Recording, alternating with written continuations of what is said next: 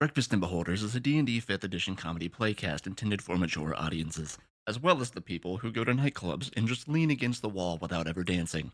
Content warnings can be found in the episode description. Hello, and welcome to Breakfast and Beholders, an adventure set in a realm made from one of my own homebrew recipes. I am your maître DM, Brian Boston, your guide on the journey through the goings-on, escapades, and perils of those who step over the threshold of the Breakfast and Beholders Tavern. Joining me are three travelers, one of whom we've already met, with Alex the Barbarian already checked in. So our next arrival will be, let's see here.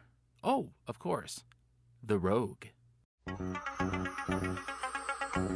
Osborn, a young gnome on a crusade to seek out and eliminate a corrupt dictator who has taken possession of the organization that raised and trained him, turning it into a twisted cabal of assassins, spies, and criminals that operate above the law. Excommunicated and relentlessly pursued, Osborn's only companion is Scandro, a psionic entity bound to his soul, whom only Osborn can see or hear. Osborn is Gnome Rider.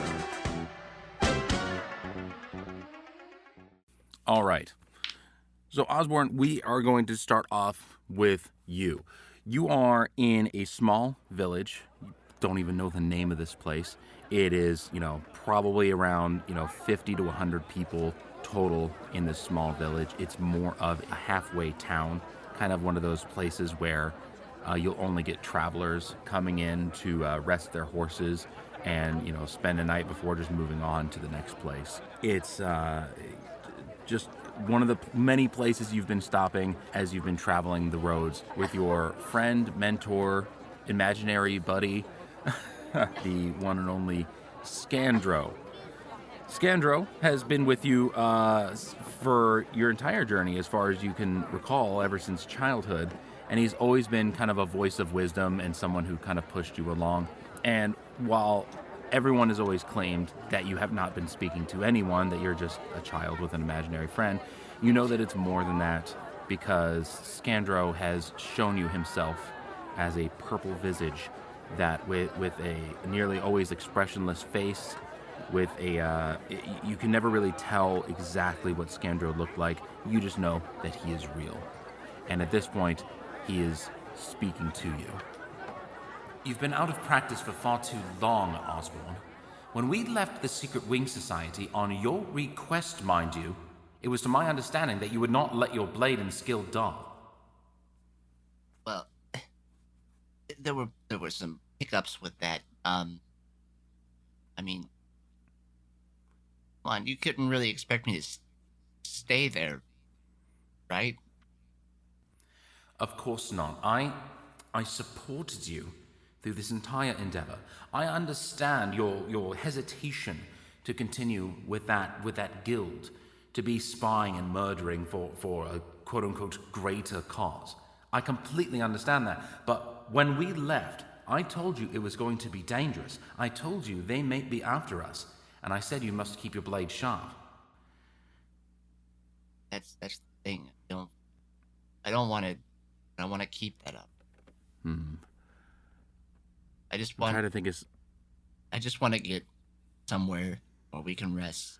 We've been resting far too much. If you do not take up your blade, if you do not finish off this Secret Wing Society on your own, then they will be after you. And you'll have a soiled name. You understand that if anyone learns that you're part of the Secret Wing Society, that you will be outcast. You'll be persecuted. You'll be hung. Hanged. I should say hanged. I am already hung, Scandy, but... Shut up. No, I know. I just need a little bit of time. Well, this is time that I'm afraid we don't quite have. Ozzy, we are at a crossroads. Not metaphorically, I mean literally. This town is a crossroads. Oh. However, I have learned by snooping around during our travels that this is a town that is actually it is known to many of the secret wings. If you look around enough and keep those beady little eyes of yours open, maybe we'll spot one of the wings. Show me that you've got the skills still in your pocket that you can use and pull up some information from these folks. If we can find where the wings are stationed these days, maybe we can use that information to our benefit. Maybe we can cut out the Wing Society from where it roots. But if they're here, and he would start looking around nervously, like, if they're here already, then wouldn't that mean that they probably know we're here too? I'm hoping not. We've been gone for years. We've been changing your appearance over time. Hopefully no one here will recognize you. Obviously they won't be recognizing me, for I am completely invisible to them. Can we switch places? That sounds like a really nice thing right now. You know, maybe one day if you find yourself a nice enchanter who can cast invisibility on you for a permanent stake, then absolutely, we can probably switch places. For now, you're going to be the one that's going to be the face of this whole operation, and I need you to be ready. Now, go around this town, don't draw too much attention to yourself, and find the secrets we need. Okay, I'll get to it. Don't worry, I'm right behind you. And you would feel this weird, warm, ghostly breeze along your neck as Scandro put his hand on your shoulder. It's a strange but familiar feeling of yours that Scandro can't normally physically interact with you, but seems to always be there. Feeling that and having the conversation, almost dejectedly, just, and here we go. and he's gonna start walking down the street. But what is it in immediate vicinity that he would be seeing? Absolutely. So, as I said, this town is very small. It is at a literal, there's one road that goes in and two roads that lead out. It's a place where people are going to be stopping for some bartering. There is a pawn shop in the town where people do some simple trades back and forth, try to make some money as they travel. There's a tavern, of course. Every place has a tavern, just a place for you to rest your head and have some food. There's a blacksmith and the stables, and that's really it. And then there's a couple of houses for the people who live here full time, of which there are probably very few. So Okay. with those important buildings there, and there's no real governing faction here. There are a few guards probably set up from the neighboring kingdom, something to hold the law placed by the king, but they are far outnumbered by vagabonds and other travelers of what look like to be potentially ill repute. All right. Well, with that and just taking in the surroundings, trying to keep an eye on people, he's gonna cautiously move about. He's gonna stroll about, the whole act normal kind of stroll. Probably hands behind his head, whistling as he walks, looking at, watching people out of the sides of his eyes as he heads towards the tavern in the town. Okay. So heading towards the tavern. Now, what kind of things, if anything, is there anything specifically that you're looking for? Specifically, I would be looking for a ring on a middle finger of individuals that are turned towards the palm. There's a insignia there that turns towards the palm. It's very small and very hard to see, which is why he's going to specifically be looking for that. Okay. And as a question, does your character have one of these rings? Does he wear the ring? He does not wear it, but he still has it. Okay. Go ahead and roll me a perception check. All right, Ozzy, first roll of the day. That is going to be a 22. Oh, damn. Okay. All right. So with a 22, as you're walking down the street, you're looking around. Now, there's plenty of folk of ill repute. As you're walking down the streets, you're noticing lots of different people, lots of different kinds of people. Some of them seem to be warriors. Other ones seem to be potentially bandits. Other ones seem to be actual tradesmen who are trying to get from point A to point B. At this point, though, on the road, you do not notice anyone wearing any kind of special ring. All right. And with that, just taking in the surroundings and trying to gauge, the immediate vicinity, he would loosen up a bit, let out a sigh. All right. And then he would actually proceed into the tavern to kind of sit for a minute, think, and see if there's anything in there. Absolutely. As you head into the tavern, a decent amount of sound comes in. There's probably at least a dozen patrons in this bar at this time. A lot of people from the town end up kind of converging in on the tavern, as it's really the only place to go and relax. Everything else is a place of business, the pawn shop, the blacksmith. Everywhere else you go, you transact and you leave. This is kind of the place where everyone kind of converges. As you head into the bar, the bartender, a large dragonborn man who seems to just be busy just barking orders. I say barking orders, I mean their actual orders. You got a beer, you get a wine. Is just trying to put drinks out to everyone as quickly as possible. And he actually misses you the first time because, you know, if you're relatively small height. Hey, hello. But with your little voice, he finally ends up looking down and noticing you as well. What you having? What do you got that's strong and small for a nice little gnome? We got ales, we got rum. What you want? Well, I think I'll just take the rum then. Perfect. The bartender would just grab one of the many dark bottles from under the bar. He'd, fill a small glass about halfway with a dark, cloudy, not a great looking glass, and just pop it right in front of you. 2 silver. And I would pop out 5 silver for the tip. Ooh, damn, okay. He'll kind of like glance down at you a little bit, for your, because that's a pretty hefty tip.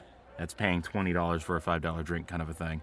And he kind of pockets up the money and then just kind of nods you over towards an empty table, kind of just with a gesture with his head. Do you help? The rum is definitely strong. It is not well made. It's cheap. It just tastes cheap, but it would get you drunk. Okay. And he would walk across. Again, he's gonna swirl the glass in his hand as he walks over to the table, and just kind of glance out over the place as he walks. And then sits down, and he would begin to just sip at it. He wouldn't go to drink it quick. He would just sit and sip, and paying attention, trying to listen what's happening, and gauge any behavior from shady individuals. Okay. With the large crowd in that one, go ahead, roll me another perception. Ooh. Come on, Lady Luck. That is a 25. Dear God. Your perception rolls are really good. Expertise, what do you get, baby?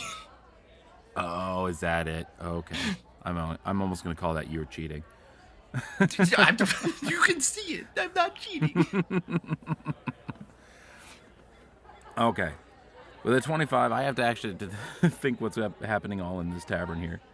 I mean, lots of motions going on. Again, lots of groups that are coming together. You do notice that, groups are tending to stick together, the unsightly type with the unsightly type. There's one table that just has 2 guards who are seeming to take their break.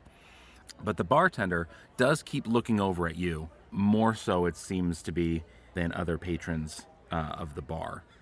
And while he is not wearing any special ring that you can notice, he is giving you quite a bit of attention. Scandro is actually going to whisper over at you on that. Oh, that's unnerving, isn't it? Do you think you're making friends, or do you think you're making enemies? It's always hard to tell with you. I was hoping it paint a good light, but I'm really starting to rethink my decisions. Yes, it's one of those things about you. You always act before you think, don't you? Kinda. How we got here. Are you hoping that extra tip would get you some information, or are you hoping to get mugged when you leave? Really, I was hoping for free drinks after that, on good faith. Free drinks is not a thing that happens in taverns, young man. Think about it. If you're going to pay 5 silver for a 2 silver drink, why would he give you a drink for nothing when he knows you'll pay 5? Well, got a good tip out of it, so I would think that in the interest of getting a better tip, play ball. He would sell you more, my friend, not give you more. Oh, here he comes. The bartender is once again nodded over to several of the other patrons, dropping off beers, dropping off wines, and he takes a stride, the Dragonborn kind of wading through the tables, coming back over, and he sets a glass down in front of you, another whiskey. And he goes, "So, what are you here for? What are you looking for, lad?" Just really passing through, was just hoping to find a place to rest for a bit. "Well, we got plenty of rooms here, don't we? If you want to be sticking around, you just might want to be tightening up on that purse a little bit. Some savory folk around." Yeah, I just figured it'd be a nice first impression, but I didn't offend, or did I? "No, not all. No offense needed. No. Well, I was just going to think, if you're going to take a room for the night, yeah, you should drop your stuff up in a room and get it locked up tight before you start walking around the town. Would hate for you to lose any of that beautiful purse of yours. Yeah, that does sound like an idea. You know, it's just 1 gold for the all night. You want to just go ahead prepay? I can send you up and you can lock away your gear." Yeah, I think that'll be a nice way to spend the evening. "Absolute, young master. Come on this way." Go ahead and roll me an insight check. Okay. That is a 5, my good sir. My friend, that is a natural 1. That is a natural 1 with a total of 5. Important distinction here. You failed. All right, this bartender hands you a key and guides you upstairs. Scandrow's following behind, kind of watching everything happen, but he's staying silent. Once you're in the room, the barkeep kind of closes the door and heads back downstairs, allowing you to have some time to put away your gear, to relax, and to potentially, keep your stuff protected, as he said before. Mm-hmm. We're not really going to stay here tonight, are we, Osborn? Weren't you the one that we should look around and get some information? I feel we should look around, but staying the night, I don't know. Well, think about it, Scandy. If people are going to be doing anything out of the ordinary, they're not going to do it in the light of day. Perhaps you're right. Well then, we'll wait for nightfall. Then we can really show this town a little bit. We can find a way around and try to gather some information. Yeah. No, that sounds like a plan. So is that going to be, are you gonna wait till nightfall, or is there anything else you're going to be trying to do?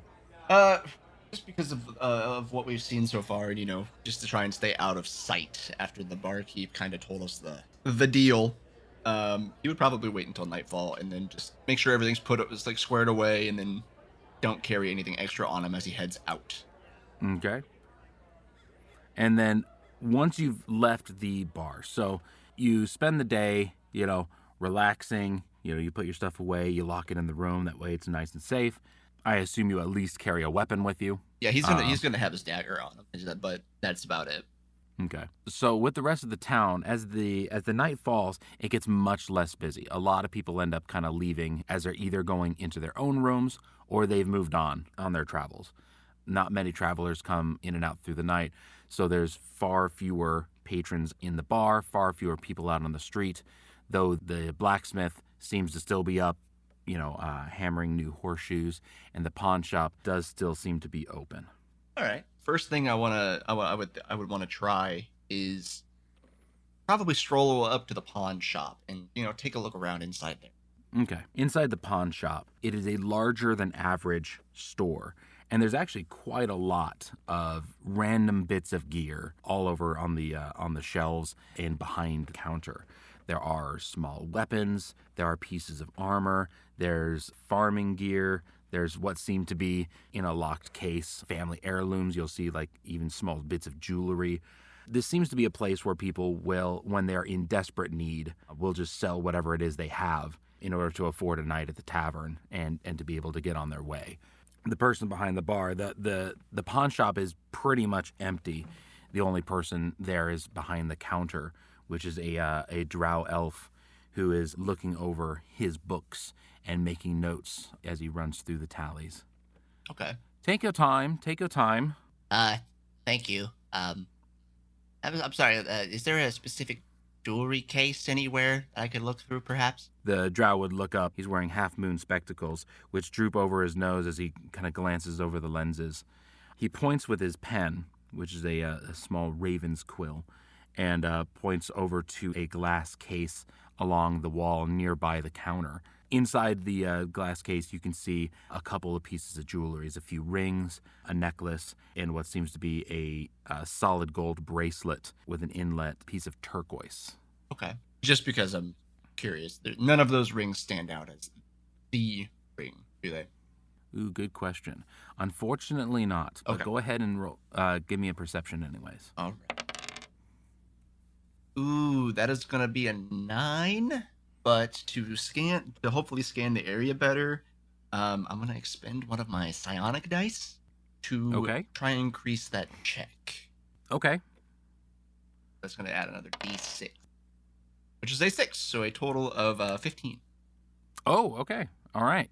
Getting up, you actually got exactly up where you needed to be with the DC 15s. So good job. Good use on the psychic dice.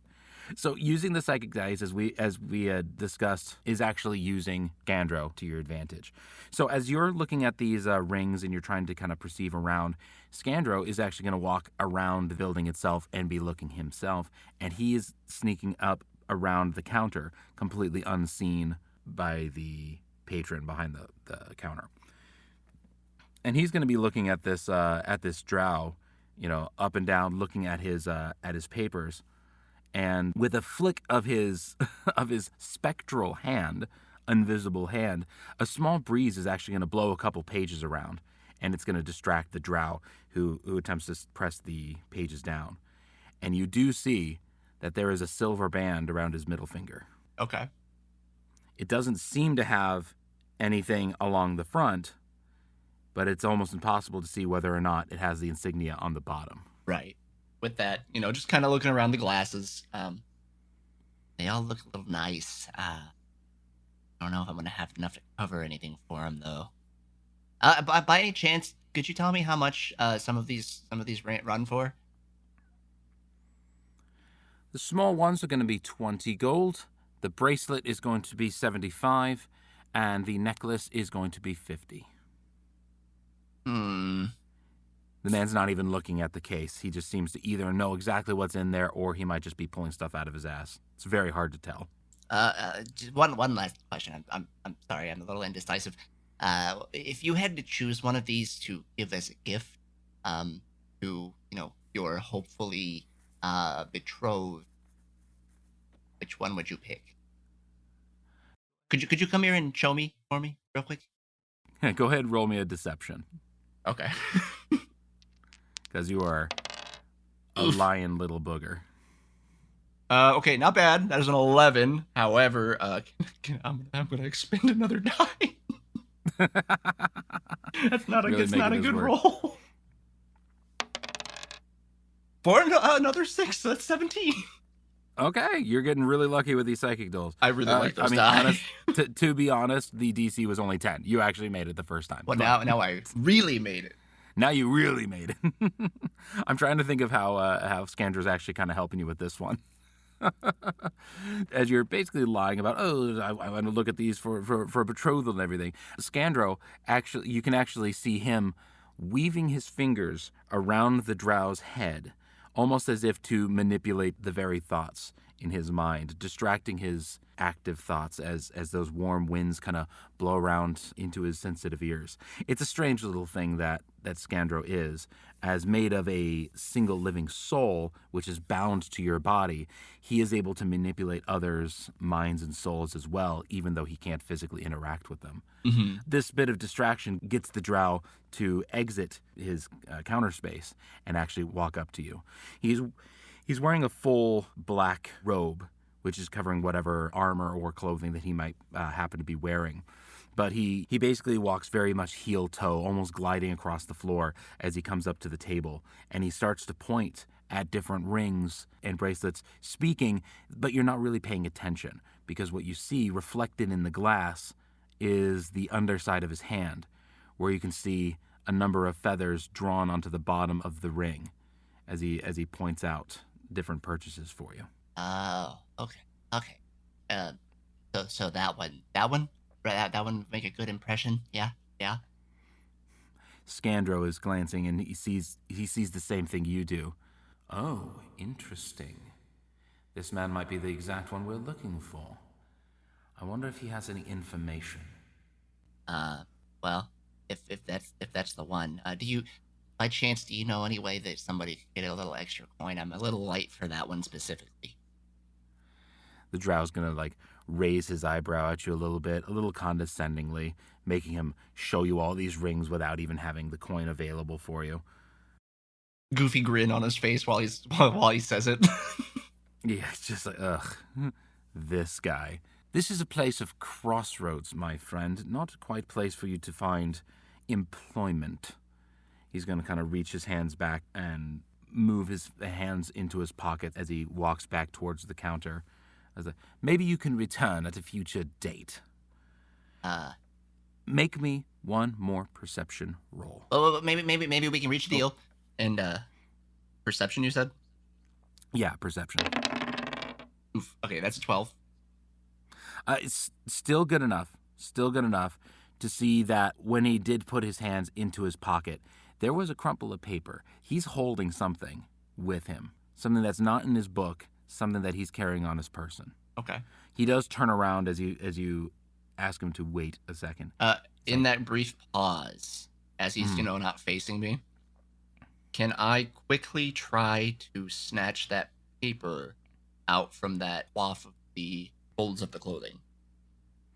So this is where he had placed his hands. So his hands are now currently in his pockets. I got tiny along hands. with I could whatever try. this is.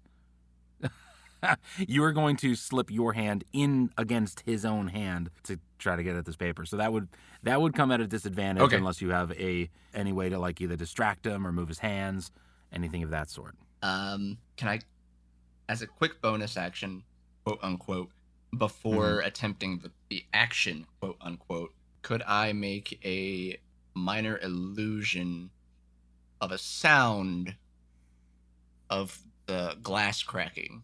Yeah, you absolutely. I mean, is that a spell that you have? It is. That is the only thing that I have. Oh, okay. Oh, okay. Cool. Yeah, you're right. I didn't notice that you had spells. That is the only one, and it is because of the race, I believe. Oh, okay. Okay. Yeah, absolutely. So if you were, you guys were looking at this case, you've been tapping at the case and touching everything like that. So all of a sudden, this sound of a very crisp crack, comes up from the case, and just a flash of panic on the drow's face as he quickly walks back over, once again almost gliding as he walks very, very quickly, and he places his hands on either side of the counter as he looks, kind of confused at the glass case, looking for where the crack may have started, but seeing none.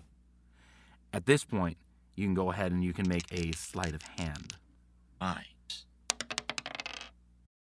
Okay. That is a 20.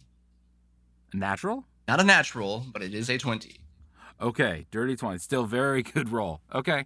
Yeah, you're able, as this drow finally leans over the counter, you're able to slip your hand into his pocket and retrieve a piece of parchment that had been folded many times that he was holding with him, and you're able to pocket it yourself before he notices. The drow lifting his hands, looking around, because he knows he heard something, but he doesn't see what was making the sound. Did I break it? Did I do that? Perhaps you should leave before you break anything else. I'll find what was broken, and if I do, you're paying for it. I'm sorry. So you're aware, I'm staying at the inn. I do have some coin, and if it did break, then I should be able to cover it. Be known, I will be at that tavern. I will collect payment. I understand. The tavern master's a friend of mine, so. Doubtful. Get out. Okay. And then he would trudge his way out of the door. Scandro will actually appear beside you as you finally exit. Very good, Ozzy. So, what did you find? Well, I don't know yet. I kind of want to wait a second before I pull it out. Ooh, I'm so excited. It's very hard to hold in my emotion of suspense. But perhaps we can go to the tavern and look at it. No, yeah, I'm okay with that. We should probably go back to the room and see what this is. That was a little close for comfort. So as you are heading back towards your room, as you enter into the bar, where there's actually some light again, the bartender is actually standing in front of the stairway up to the room. turning in so early, young master? Oh, I just wanted to get some fresh air. I Heard don't you know. were spending some time at the shop. Buy anything nice? Well, I was looking at a ring, but it was a little outside of my price range. Go ahead and once again roll me an insight. Okay, that is a 16 plus 4, so that is a dirty 20. Okay. Yeah, so this bartender, the way that he is standing, the way he's in front of the stairs, arms crossed, legs kind of gently spread, blocking your ascent. He is not of good intention right now. And there are others around the room who are starting to stand up. The Bad the time to ask for a bartender- drink. The bartender takes a stone that was in his hand and places it on the bar next to him. You'd recognize the type of stone because you've used it before. It's a sending stone. Basically a way to send messages short distances very easily. Uh-huh. And there's a flash around his neck of a chain. It's a chain you didn't see before, but it's just a random necklace. Doesn't really seem to mean anything until as he reaches over, there's a ring on the end of the chain. I I've been told you've been causing a little bit of trouble, my lad. mean, if I broke something, I was gonna pay for it. And he would start to like slowly kind of inch his way back towards the door. But I'm gonna take that as a yes. It is a bad time for that drink, and I've intruded. So I think I'll leave you to it. And he would then start to Scandro. turn towards the door. Yep, and Scandro was just about to let you know there are actually 2 men blocking the door. And then he would see them, and he would stop and go, "Oh no." You got something in your pocket, little one. I feel you should just hand it on over. I mean, would you like me to turn my pockets out for you? I thought you were just gonna be like, No. And he would reach his Go ahead, hand go ahead. into his pockets, and he would go to like pull fiddle around to like grab a hold of whatever's inside of the deep trouser pockets. Mm-hmm. Where'd it go? Hold on. Where'd it go? You're not actually thinking about giving that up, are you? Comes the voice of Scandro. No. And then he would How are we gonna? he would dash and try to roll through the legs of the dragonborn on the staircase. Oh, okay. Going Kind of like straight for that feint movement, like he's like fiddling around, and then he just breaks into a dash towards the staircase. Okay, let's go ahead. Oh, what would that be? Go ahead and make me an acrobatics. Acrobatics. You're gonna make this one opposed to Okay. the bartender. Acrobatics. Ooh, that is a 14. So we're just Yeah. we're gonna bite the bullet here, and we're gonna spend another die. So that's a total of 17 with the psionic dice. Okay. Well, so in order to assist you, Scandro is going to rush at the bartender, and basically a warm breeze blows right up into his eyes to try to distract and blind him for a moment. But unfortunately, it does nothing as the back of your cape is grabbed and you are wrenched back into the room because he rolled a natural 20. Oh God. Oh no. So yeah, there was very little you were gonna do to get out of this one. So you are pulled and tossed right back into the room Ow, ow, ow. as the Dragonborn leans his neck over to the side, and you just hear a sickening crack. And he just says, "The paper you got, bring it out, or we'll just kill you for it. All right. No one is gonna miss a small traveling gnome like you." I can think of at least one person, but And he would then go to reach back in his pocket, and he would pull out the paper. Okay, the Dragonborn stops. He pulls out his hand. Hand it over, son. All right, it's a paper. He would plop the paper into his hand, Okay. and he would wait for a moment. But to give you an idea of what's happening here, he's gonna wait because the situation's not getting any better. No, probably not. He's essentially held right here in the bar room. He's understanding that now. His attempt at a mad dash didn't work. So he's waiting for him to see what he does with the paper. In the moment that he goes to open it, or put it away in a pocket or something, or tries to shift away, he's going to try and go for a surprise attack with the dagger on his hip. Okay. Yeah, so the bartender would take the paper and he would start to unfold it with his hand and he would glance down at it. And right up through the paper towards his face. Oh, you're going to go straight through the paper? Yep. Okay. So go ahead, roll me an attack. You roll it with advantage. I'm going to give you a full surprise attack on this one because all right. Stabbing for his gut, stabbing for his side, anything like that, I probably would have just made it an attack. Going straight through the paper where his eyes are focused, I actually wasn't expecting that. So go ahead. All right. So the dagger flips out, and in one fluid moment, right towards his face through the paper, and that is a 22 on the advantage roll. Okay. And with that, I'm going to need you to roll initiative. All right. I'll do initiative first, and then we'll do damage. Yeah, we'll do the damage in a second. Bro, damn, you were. My rolls are nice tonight. They are. That is a 23 on initiative. I've got 13, and 5. He's a fast little bugger.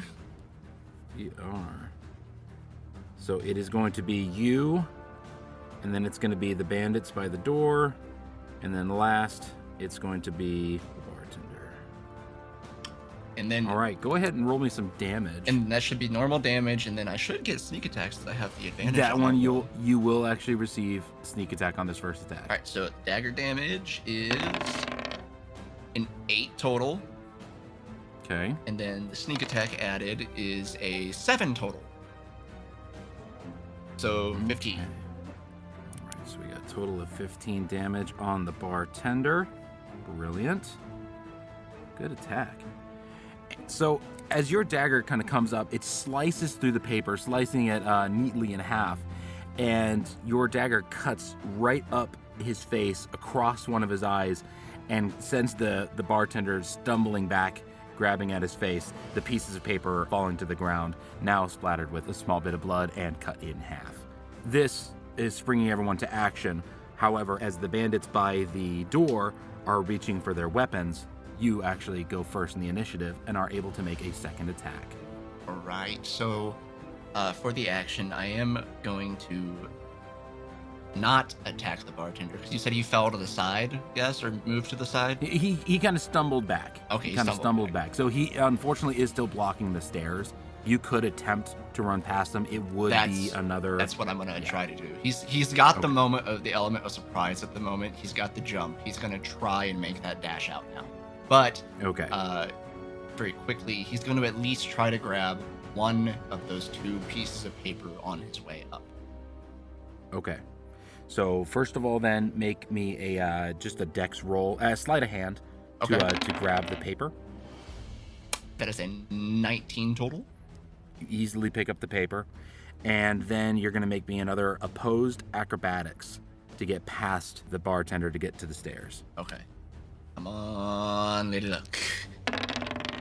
Oh no, that's an 8. So we're gonna burn the assistance here of our man Scandy one last time. For a total of 10. He rolled a 16.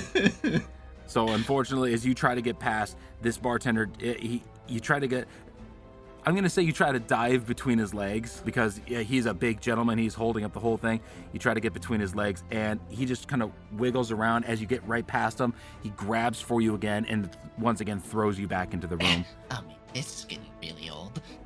Yeah, I'm not going to give him an attack of opportunity or anything on you, but he does get you right back into the room, and unfortunately in front of his 2 bandit friends who are going to draw 2 short swords, and they are going to both try to slash out at you. All right. So bandit attacks. What is your DC or your armor class? My armor class is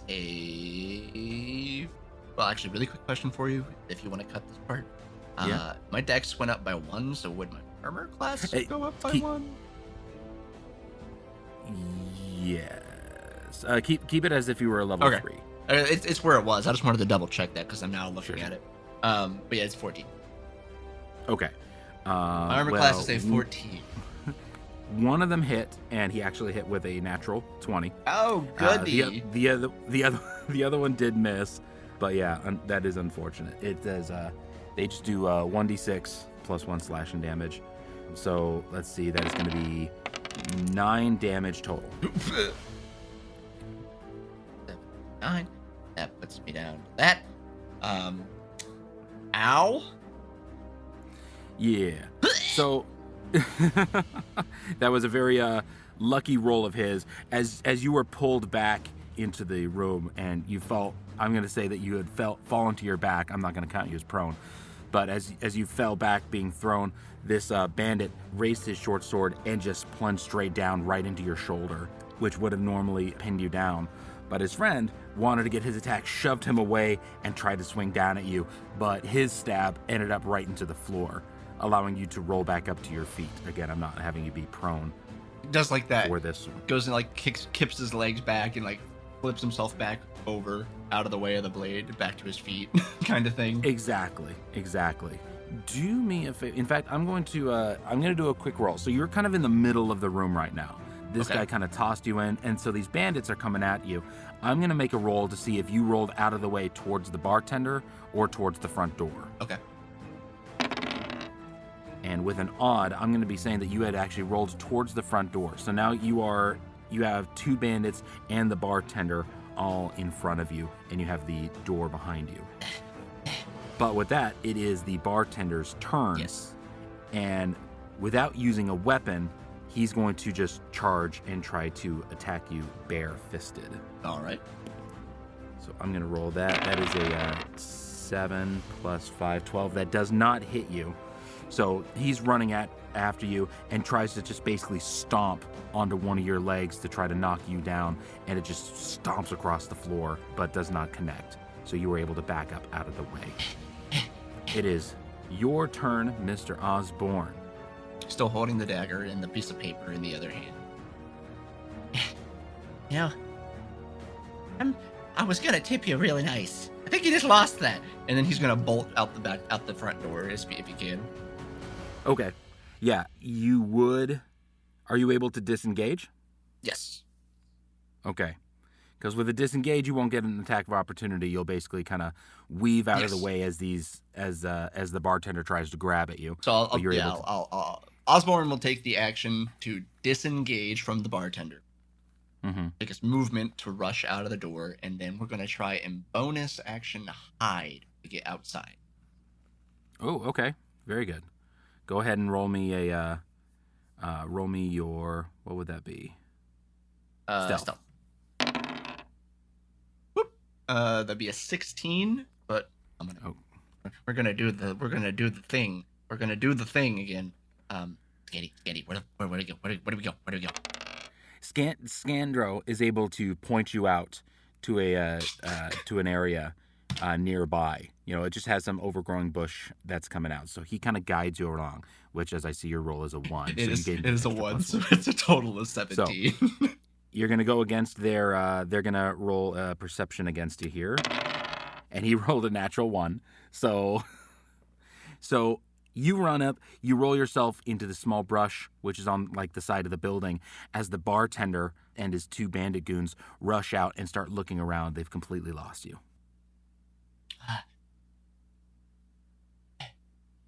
Okay.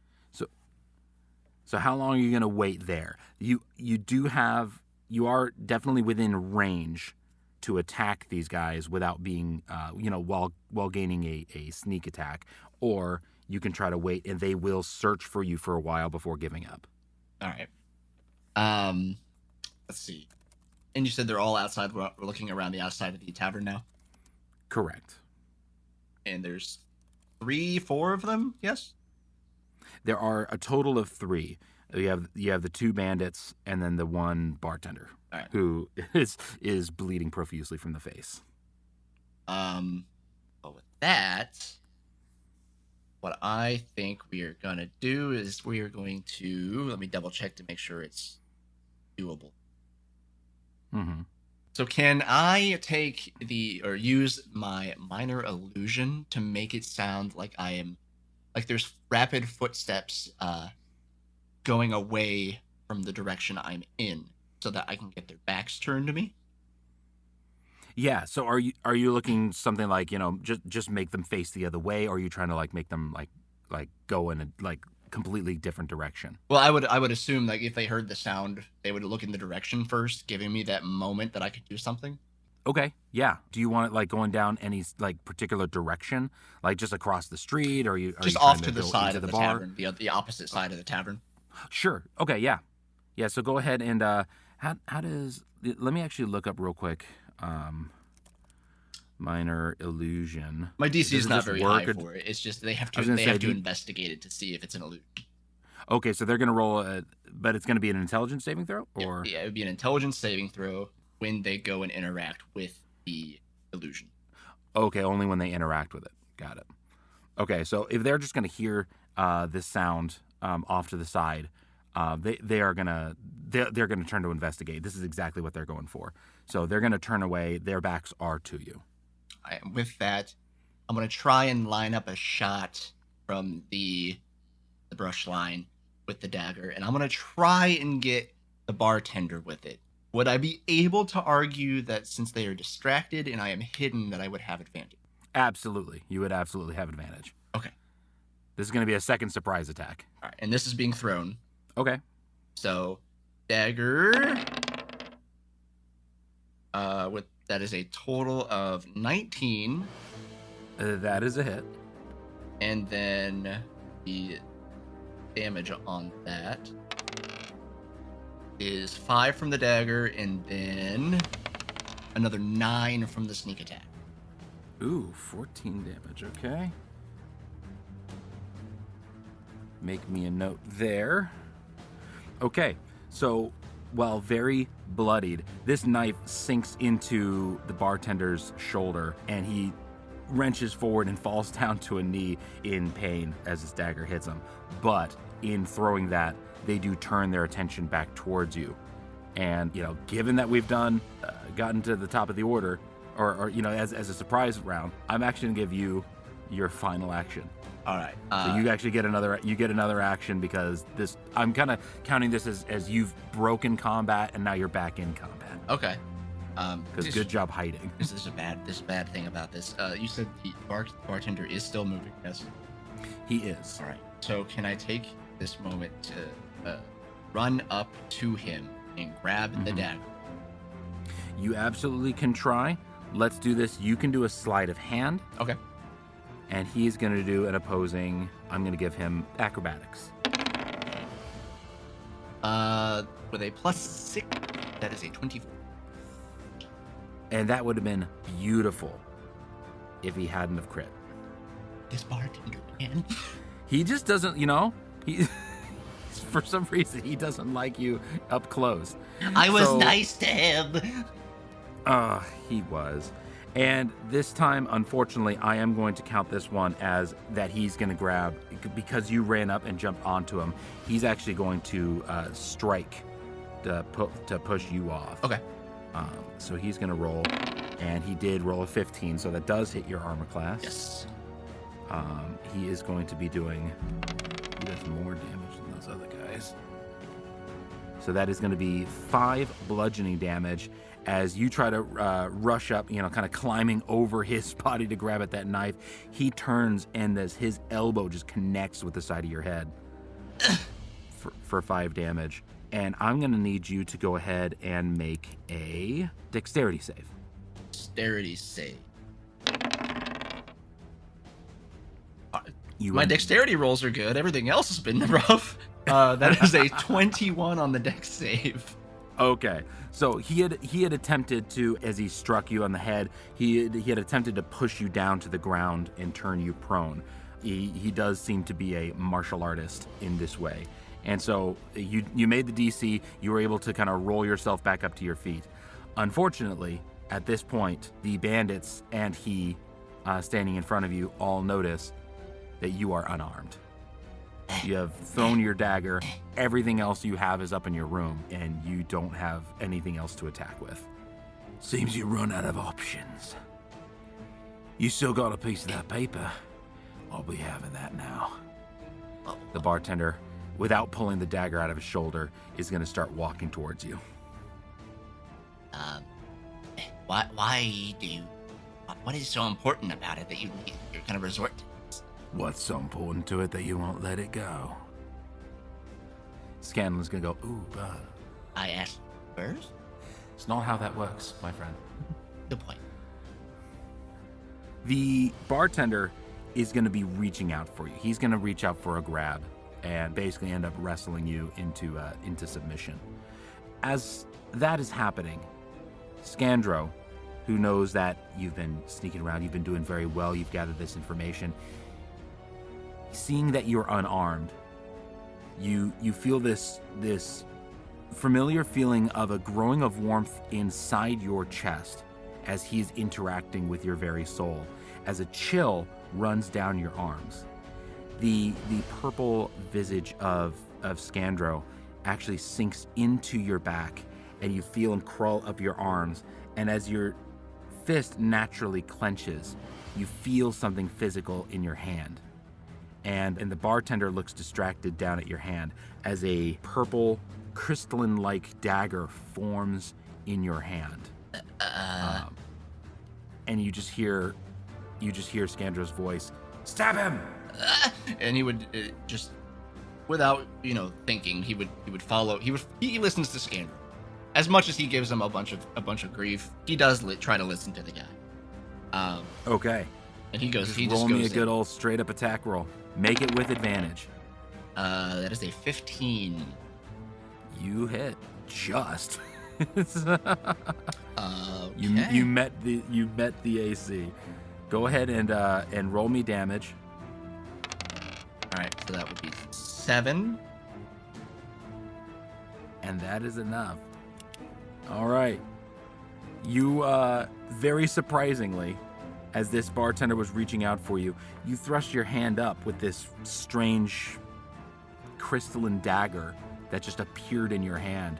And it goes up into the bartender's chin, straight up into his head. And as he gasps, you can see the glow of the blade from within his maw. And the only thing that's strange is that a mass of blood does not spill to the ground. As you wrench the dagger back out and it dissipates, there is no wound from where you had stabbed this man, but his eyes are shaking. His expression is just kind of contorted as his brain scrambles from the psychic damage that you caused with this blade built of the soul of the one who's bound to you. And with a twitch of his body, the bartender slumps to the side and just stops breathing.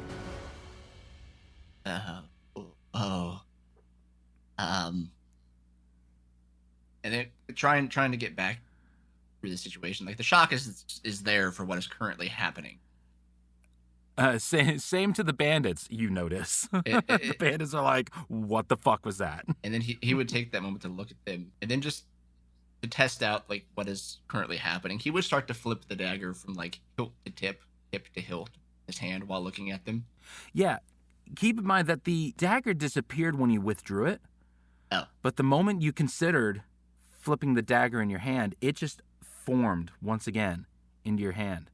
And as you flip it around in your hand, it feels very natural. It feels not only like it's weighted, but like it is purposefully and actively balancing itself to the movements of your fingers. Flipping it around like a butterfly knife. You would just see it like go from one, like the tip of his finger back to his hand, and then he would like roll it and he would put it into the other hand. And what's really kind of happening as you toss it from one hand to another, it just disappears and a second dagger forms in the other hand, so you don't even have to roll it around. It's just, Roll me an intimidation. Okay. That is a 8 total. Okay, so while it's not embarrassing, right? This is nothing. It's not that you're not intimidating.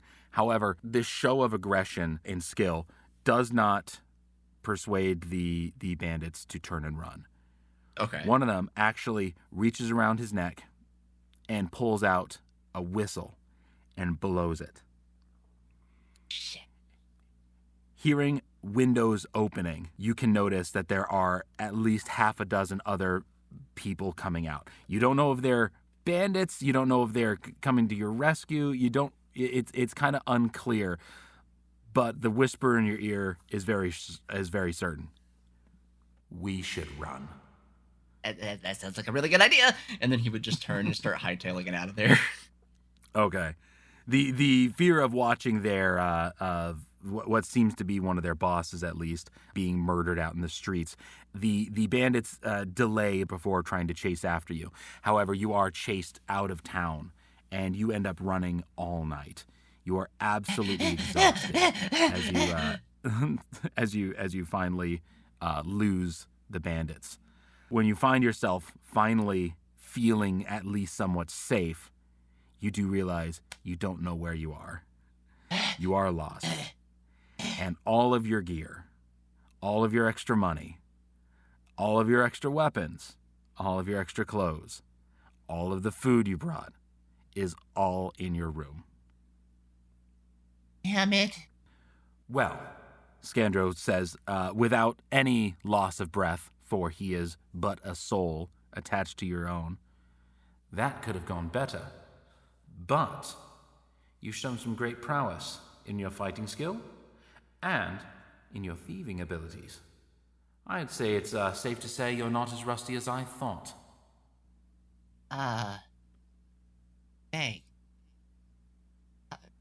Quick question, though. Where did you go at the end there? What happened? Well, I couldn't leave you completely unarmed. After losing your last dagger, I realized that, well, there was nothing else for you to do. And, well, I guess I felt I needed to protect you. Oh. Scandro flexes his own hand, and you see a dagger appear in front of him. He's not able to use this dagger, and you know how he is able to interact with people. You know that he wouldn't be able to use this dagger. And he just, he says, I have been part of you since you can remember. From so many years, I feel like, you're part of me as much as I'm part of you. And if you ever need, I will attack for you. And with that, the visage of Scandro would disappear, and you would feel the dagger in your hand reappear once again. Oh. Thanks. Andy. I don't know. Perhaps we should continue on. And you can feel the dagger kind of pull off down the road. Okay. I don't like to be sentimental. Let us continue on. Well, in that case, while we keep walking in whatever direction we're walking in, why don't we take a look at this thing? And he would pull out the paper. Okay. As you travel around, you look at the paper. Now, unfortunately, half of the information is completely gone. So It's very difficult to decipher. And you do recognize that it's actually written in code. Thieves can't, in a sense. It's very difficult to interpret, but with Scandro's help, you're able to at least get a few words. And it seems, as far as you can tell, the Secret Wing Society is under new rule since you've left. And the new ruler is known as the White Raven. Now, Scandro knows the White Raven. You know of the White Raven.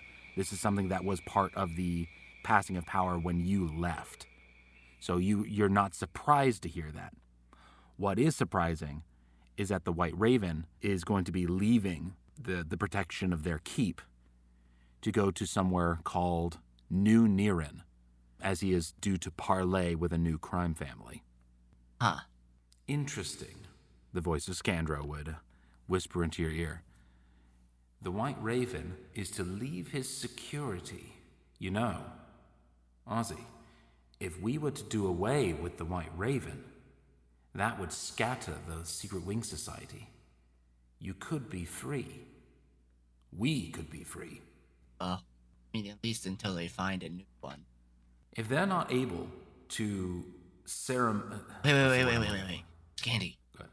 isn't there supposed to be a way to identify as hierarchy? To identify, what do you mean? Well, if whoever's in power has to have some sort of semblance of that power, right? Yes, there's supposed to be a ceremony that is presented to the new leader, where they are presented with the power of the Secret Wing Society. It is that power that gives them strength to lead. If he does not pass that power down, then there would be no leader. But what if we had a way to take it? Are you suggesting not to disband, but to take over the Secret Wing Society? Well, we would need power to disband it anyways. I may have misjudged you, Ozzy. That's a bit of a brilliant plan, if we can pull it off. New Niren. To New Niren. Niren. I wasn't ever good with New words. Niren. It's like you're near, like you're close by, you're near, but with an O-N at the end. Niren. New Niren. There you go. Yeah. You both begin your trek to New Niren, as far as you can tell. However, without your gear, without your money, it very quickly becomes an absolute chore. You are starving. You are exhausted. The rain of the mountains begins to really weigh you down as the chill grows in your body. While you are days and days away from getting to true civilization once again, you're too fearful to turn back, knowing that the next crossroads would bring you right back into the hands of the bandits. But you end up finding a light. And as you follow that light, you find a tavern. A great purple sign with many sides. It's a circle with many different, angles and sides to it, with an eye drawn in the middle. Within gold lettering says, "The Breakfast and Beholder." And there we leave things for now, our wonderful audience. Please allow me to introduce my second co-host, Baka Benny. Baka, tell me a little bit about yourself and about your character. Well, hey everybody. My name is Benny, otherwise known as Baka Benny, over on YouTube, and I am 26 years old. I served in the United States Navy for 4 years and reached the rank of Petty Officer 3rd Class before I was discharged. And I served as an aviation structural mechanic on the, I believe now decommissioned P-3 Charlie platform out of Whidbey Island, Washington. Can I just say, I never understood the whole petty officer thing. It's such a bad name. Oh yeah, yeah. It's like, every time I'm getting to someone, it's just like, I'm just a petty officer. Yeah. Just No, are you? All right. I thought the same thing. But yeah, served out of Whidbey Island, Washington. I am now attending college, pursuing a degree in cybersecurity with my GI Bill benefits, and trying to just be creative on the side. In Breakfast and Beholders, I am playing the group rogue Osborn Wellington Bramblebun, who is a bit reserved, tries to stay calm and level-headed, but he is on a quest to make something of his name in a good light, to right some wrongs that he may or may not have done in a past life. So thank you. I feel everyone always says they're out to right the wrongs. They're out to right the wrongs. I'm looking for the guy who's out to wrong those rights. Hi. It's just, That's when we play the evil campaign. yeah. It's just like I actually was I was raised by a healthy Christian family who had we've been donating to lots of foundations through my family's trusts, and I am out to wrong those rights.